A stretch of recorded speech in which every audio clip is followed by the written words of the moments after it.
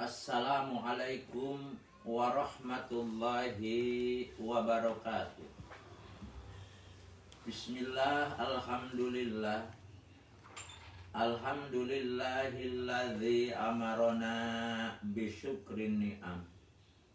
Li'anna ma lam yashkurin ni'am faqad ta'arrada li zawaliha. Wa man syakaraha faqad qayyada bi'iqaliha. Qalahu Syekh Athaillah As-Sakandari fi kitabihi Al-Hikam.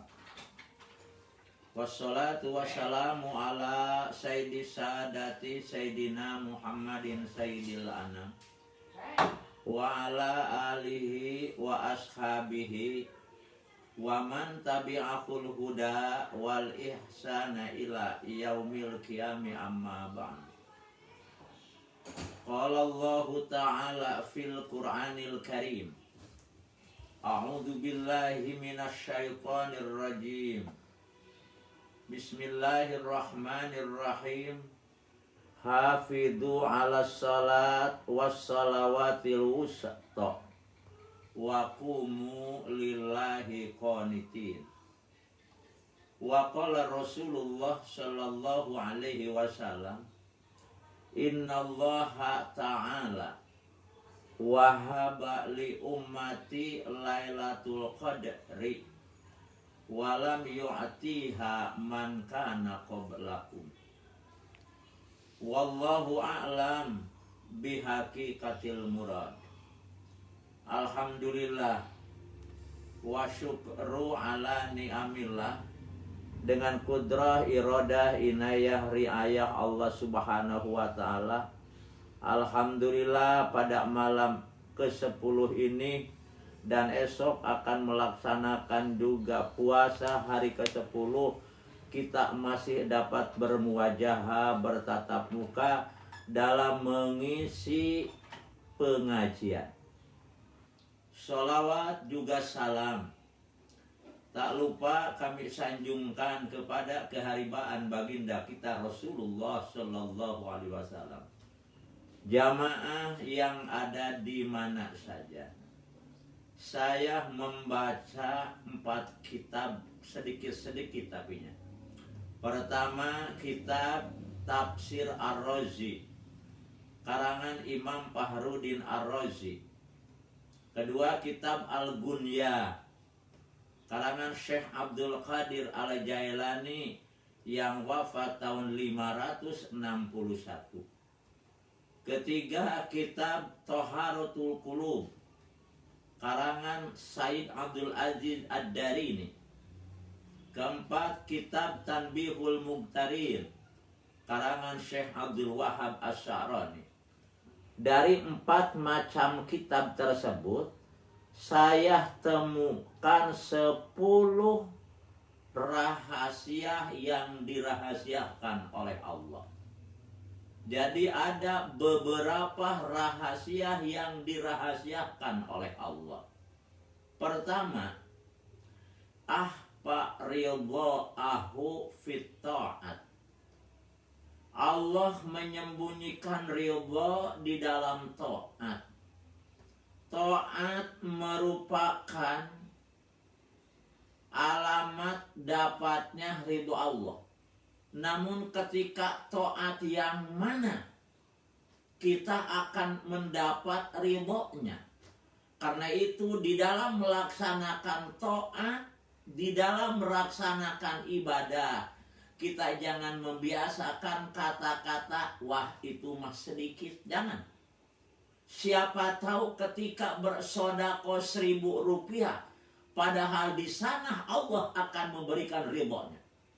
Siapa tahu ketika kita melaksanakan sholat sunat 2 rakaat, usai melaksanakan sholat maghrib umpama, justru di sana akan Allah memberikan ridhonya.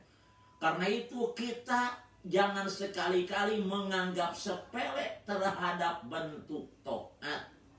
Wah si itu mah sodakohnya juga cuma 100 rupiah. Siapa tahu justru ketika hanya memberikan 100 rupiah Allah memberikan ridhonya, di mana ridho Allah disembunyikan oleh Allah di dalam taat. Kalau taat merupakan alamat ridho Allah, maka jangan sekali-kali kita menganggap remeh kepada bentuk taat, kepada bentuk ibadah apapun. Satu.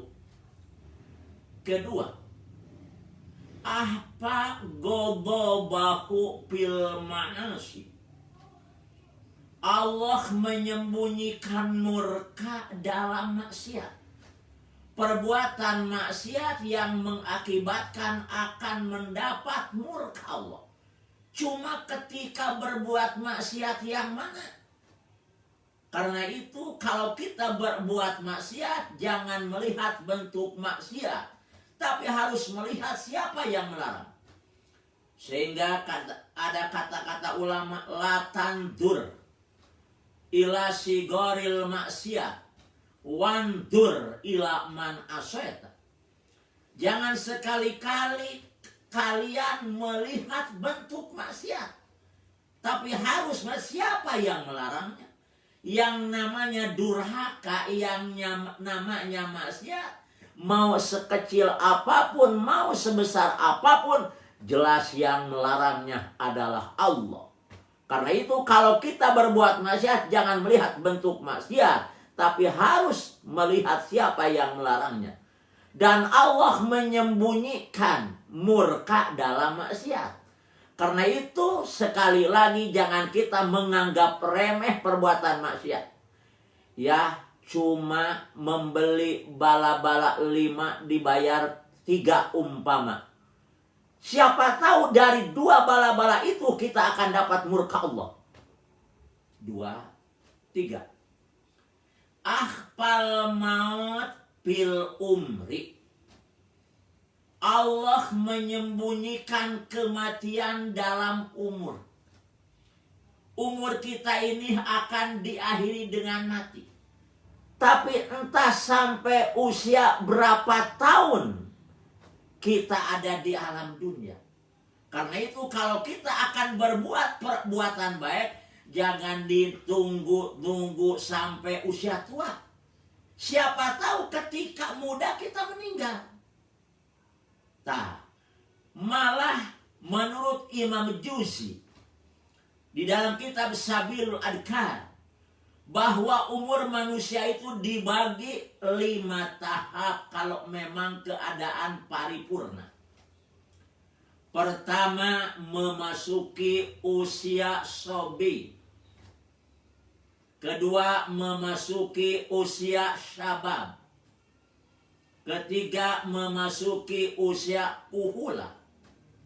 Keempat, memasuki usia syekh. Kelima, memasuki usia kibar. Atau juga bisa disebut haram, pakai hak besar. Pertama, kita itu hidup memasuki usia sobi. Usia berapa ke berapa? Usia dari 0 hari sampai usia 15 tahun. Maka itu masih kategori sobi, di mana perbuatan kita belum dicatat. Melewati usia 15 tahun, memasuki usia 16 tahun, maka kita memasuki usia sabab. Sampai berapa? Sampai 35 tahun. Di mana usia sabab usia yang begitu banyak godaan rintangan. Banyak hadis yang dialamatkan oleh Rasul kepada usia-usia sabab. Masalah perkawinan, ya ayuhas sabab. Malah ada hadis yang lain kata Nabi, ya ayuhas sabab. Manijtanaba arba'an dakhalal jannah. Pertama, al-aqlu wal ashriba wad dima wal farju. Kata Nabi, ayyuhas sabab. Orang-orang yang usianya dari 16 sampai usia 35 tahun. Jikalau kalian bisa menghalau yang 4, maka kata Nabi surga bagiannya. Kenapa dialamatkan kepada yang 4? Sebab yang 4 inilah biasa mereka yang sangat amat menggandrunginya. Bukan tidak ada orang tua, ada orang tua. Cuma jumlahnya masih bisa dihitung dengan jari. Mana yang 4 yang biasa digandrungi oleh usia-usia sabab? Pertama, al-aklu. Asal makna aklu makan. Tapi yang dimaksud ini makan ada faktor X-nya. Gimana? Kan kalau kita usia sabab, di tengah malam dalam keadaan lapar, uang tidak ada. Kemudian ada orang yang jualan mie lewat, kemudian dipalak oleh kita. Bukan tidak ada orang tua, tapi jumlah masih dikuasai oleh orang-orang yang muda. Yang penting kata dia kenyang, tidak berpikir halal dan haramnya.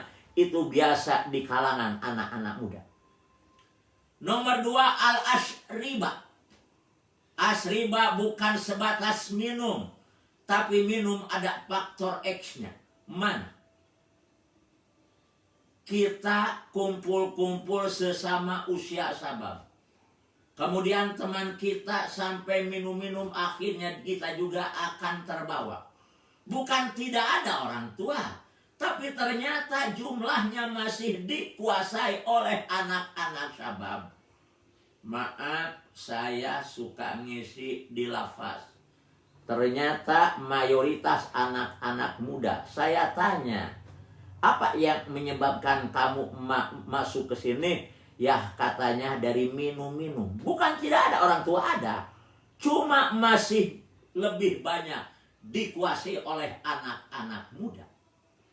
Nomor 3 yang bisa digandrungi oleh anak muda, ad-dima. Asal makna dima adalah darah. Artinya sesuatu yang menyebabkan keluarnya darah. Pan kadang-kadang usia sabab rebutan puntung rokok saja sampai jotos-jotosan. Rebutan kalau istilah dulu bebene, kalau sekarang pacar sampai botos-botosan. Itu biasa usia sabab. Nomor 4, al-farju. Maaf, pengertian farju setiap yang ada lubangnya. Namun lubang yang dimiliki oleh laki-laki paling-paling hanya bisa mengeluarkan Coca-Cola.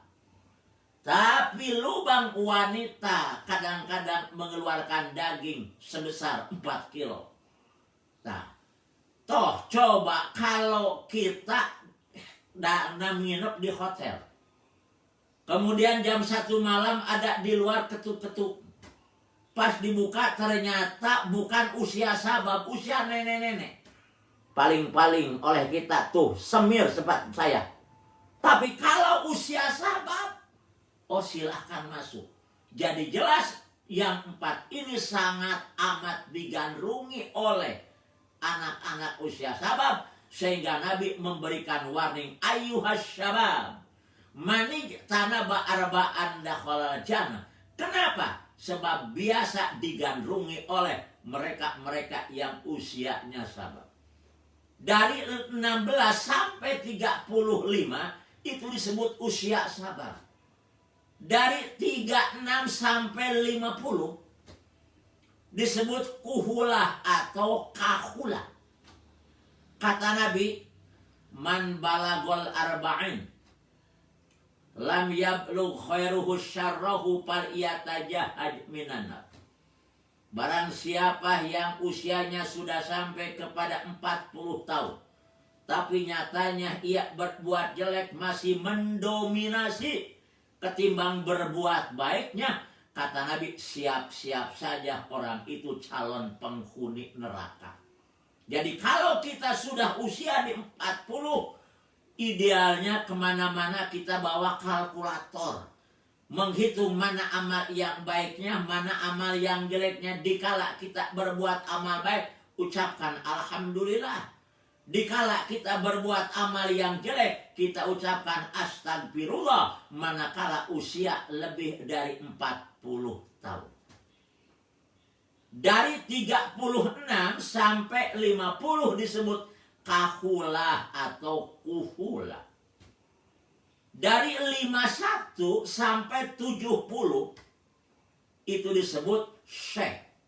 Karena itu pengertian syekh, man zada umruhu an khamsina sana. Yang disebut usia syekh adalah orang yang usianya lebih dari 50 tahun. Dan ini siapa saja. Bukan hanya orang Arab saja. Orang Sunda sekalipun, orang Jakarta sekalipun, kalau memang usianya sudah lebih dari 50, jangan tidak mau kalau ada orang yang memanggil syekh. Sebab pengertian saya sekali lagi, man zada umruhu an khamsina sana, orang yang usianya sudah lebih di atas 50 tahun. Dari 51 sampai 70 itu disebut syekh. Syekh, ya, pengertian syekh. Dari 50 sampai 60 kata Nabi, likulli syai'in hasad. Wa hasadu ummati ma baina sittin wa sab'in. Setiap sesuatu ada panennya. Di mana ketika kita panen yang ada gembira. Kenapa? Capeknya telah kita lalui. Begitu pula umat Nabi Muhammad akan datang ke suatu saat, yaitu saat panen. Mana? Dari 60 sampai 70. Apa yang disebut panen? Bekerja, beramal, tidak secapek beramal di usia kurang 50 tahun, tapi tetap pahala akan diberi oleh Allah. Kalau istilah pegawai negeri adalah akan dapat pensiun. Jadi umat Nabi akan dapat pensiun dari usia 60 sampai 70. Orang pensiun kerja tidak, tapi ternyata tiap bulan mendapat gaji. Malah gaji dari Allah, kata Allah, falahum ajrun ghairu mamnun. Tidak ada potongan, tidak ada pengurangan sedikit pun. Kenapa? Sebab maklum usianya sudah di atas 60. Jadi kalau sudah di atas 60, tidak semaksimal usia kurang dari 60, tidak apa-apa. Sebab tetap Allah akan memberikan bonus, Allah akan memberikan pensiun kepada orang itu.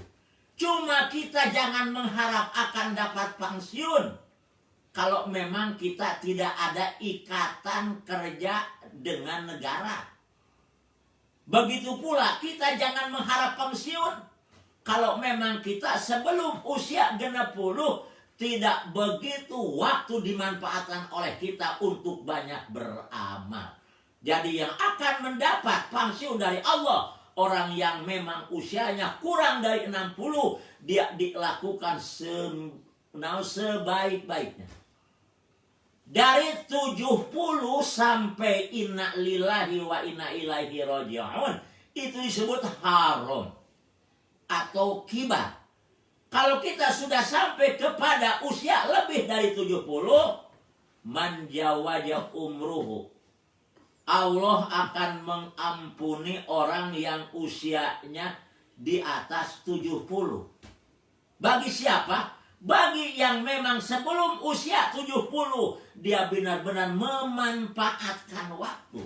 Jadi jangan mengharap kita akan diampuni dosa kalau memang tidak benar-benar kita mengisi waktu. Ini Allah nomor ketiga menyembunyikan mati dalam kubur. Mati dalam usia. Apa yang disebut mati? Ketika Allah menciptakan dunia secara keseluruhan. Malaikat bertanya, "Hei Allah, adakah makhluk yang paling gagah dari umumnya dunia ini?" Kata Allah, "Ada." Malaikat. Siapa Allah? Gunung. Gunung-gunung merupakan makhluk Allah yang menjadikan dunia ini gagah. Malaikat balik bertanya, "Ya Allah, Adakah makhluk yang lebih gagah daripada gagahnya gunung? Kata Allah, ada. Siapa Allah? Besi. Berapa banyak gunung-gunung ternyata diborbar dengan besi, dengan alat-alat dibuat kotak dan lain sebagainya. Berarti besi melebihi gagahnya gunung.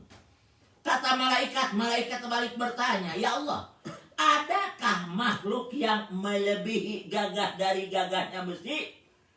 Kata Allah, ada malaikat. Siapa Allah? Api. Coba, besi-besi bisa habis kalau dibakar dengan api.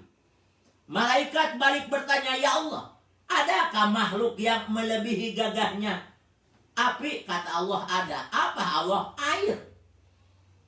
Dengan air ternyata api yang begitu besar bisa padam. Kenapa? Air merupakan makhluk yang melebihi gagahnya besi. Malaikat balik bertanya, Allah, adakah makhluk yang melebihi gagahnya air? Kata Allah, ada. Apa? Ya Allah, ya ngantuk, tidur. Coba kalau orang sudah ngantuk, dengan air sekalipun tidak terasa. Kenapa? Sebab ngantuk merupakan makhluk yang melebihi gagahnya air. Malaikat balik bertanya, ya Allah, adakah makhluk yang melebihi gagahnya ngantuk? Kata Allah, ada. Siapa Allah? Bingung. Coba kalau kita sudah bingung, sulit tidur. Malaikat balik bertanya, ya Allah, adakah makhluk yang gagah melebihi gagahnya? Gagahnya bingung. Kata Allah, ada. Siapa Allah? Mati. Siapa coba orang yang bisa melawan mati? Karena itu mati makhluk yang amat sangat luar biasa gagahnya. Apa yang disebut mati? Yang disebut mati al-firqatur ruh anil jasad. Anil jasad. Yang disebut mati adalah pisahnya ruh dari jasad. Pisahnya ruh dari jasad ibarat nih sorban saya rendam ke air. Kalau ini si sorban ingin kering, tentu harus dipisahkan ini air dari sorban. Kalau istilah Sunda diperes. Begitu pula ketika Allah akan memisahkan ruh kita dari jasad kita, sakitnya luar biasa. Kalau ini sorban diberi kemampuan bicara, pasti dia menangis. Begitu pula ketika nanti kita akan dipisahkan ruh dari jasad kita, sakitnya luar biasa. Sehingga disebut dalam bahasa Arab sakarot. Sakaro itu jamak muannats salim, ujungnya ada alif dan ta. Sakarun satu mabok, sakaroni dua mabok, sakarotun seluruh mabok. Karena itu dikala orang akan meninggal, maka sakitnya seperti seluruh mabok kumpul. Sehingga oleh Nabi digambarkan sakitnya mati. Wa qad ru salasa mi'ata dorbatan bisaya. Sakitnya mati bagaikan digolok oleh 300 golokan sekaligus. Coba kita bayangkan, kita digolok oleh 300 golokan. Enggak usah 300, satu saja umpama pisau yang kecil, sakitnya luar biasa. Apalagi nanti mati luar biasa. Sampai kapan itu sakitnya mati? Salah satu mukjizat Nabiullah Isa alaihissalam, Nabi Isa bisa membangkitkan kembali orang yang sudah mati. Tapi tidak lama, hanya seminggu mati lagi. Di antara yang dibangunkan oleh Nabi Musa, yaitu salah seorang putra dari Nabiullah Nuh alaihissalam. Nabi Nuh punya 5 putra, Ham, Syam, Yapis, Kisam, Kan'an. Nabi Isa datang ke kuburan Syam. Kata Nabi Isa, ya ahlal qabri, kum biidillah. Hei penghuni kubur, engkau bangun dengan seizin Allah. Belum juga bibir Nabi Isa kering, sudah muncul dari tanah adalah seorang makhluk. Kemudian berhadap-hadapan dengan Nabi Isa. Kata Nabi Isa, Assalamualaikum. Ia menjawab, Waalaikumsalam. Kata Nabi Isa, Man anta, siapa engkau? Ia menjawab, Ana Syam bin Nuh. Saya Sam, putranya Nabi Nuh. Kata Nabi Isa, sudah berapa lama engkau Sam resmi menjadi penghuni kubur? Kata Sam, di dalam satu kitab 4.500 tahun. Dalam kitab yang lain sudah 5.000 tahun. Kata Nabi Isa, selama engkau sudah 5.000 tahun ada dalam kubur, kenangan apa yang masih terasa sampai sekarang? Kata Sam, hei Nabi Isa, walau kami sudah 4.500 tahun, 4.500 atau 5.000 tahun, tapi namanya sakaratil maut masih terasa sekarang. Ini sakitnya sakaratil maut. Atau contoh lain Nabi Musa. Nabi Musa seorang nabi yang terkenal dengan kegagahan.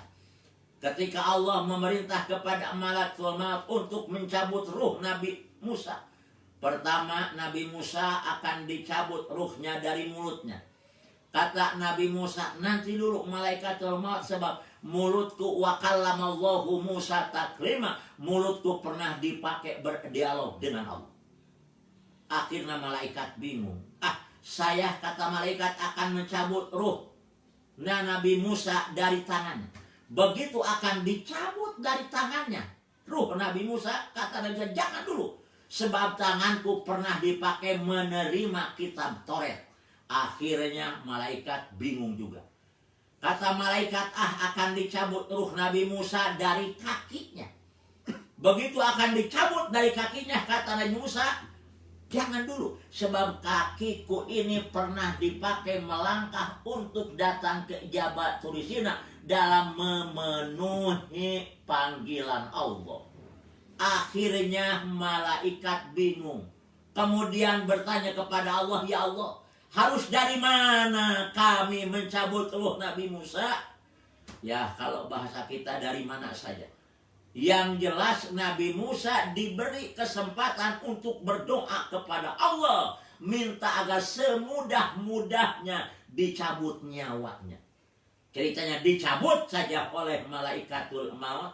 Sekian lama terimpikan oleh salah seorang sahabatnya Nabi Musa. Ia ingat Nabi Musa itu sudah meninggal. Kemudian ditanya, wahai Nabi Musa, bagaimana terasanya engkau ketika dicabut nyawa? Sebab engkau diberi kesempatan untuk mendoa agar diberi semudah-mudahnya. Kemudian di saat itu dalam impiannya Nabi Musa berkata, sahabatku, sakitnya aku ketika dicabut nyawa seperti mengkuliti seekor domba dalam keadaan hidup-hidup. Bayangkan kalau kita memisahkan kulit dari seekor domba yang masih hidup, akan bagaimana bisa diam? Itu adalah paling mudah. Ini akan dialami oleh kita. Itu diantaranya Allah menyembunyikan mati dalam umur. Berarti masih banyak-banyak lagi yang insya Allah apa-apa saja yang disembunyikan oleh Allah. Baru 3 dari sekian. Sekian saja yang sempat saya sampaikan. Mudah-mudahan ada manfaatnya. Kurang lebih mohon maaf. Wallahul muwaffiq ila aqwamit thoriq. Assalamualaikum warahmatullahi wabarakatuh.